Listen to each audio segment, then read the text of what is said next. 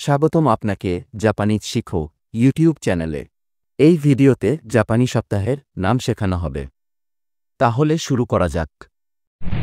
রবিবার নিচিওবি, সোমবার গেতসুওবি, মঙ্গলবার কাজৌবি, বুধবার সুইওবি, বৃহস্পতিবার মোকুওবি, শুক্রবার কিনজৌবি, শনিবার দোহৌবি।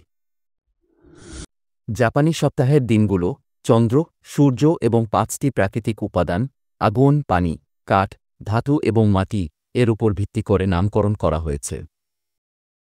যেমন নিচি সূর্য, গেতসু চাঁদ, কা আগুন, সুই পানি, মোকু গাছ, কিন ধাতু বা সোনা, দোমাটি। আশা করি বুঝতে পেরেছেন। আজকের ভিডিও এই পর্যন্তই।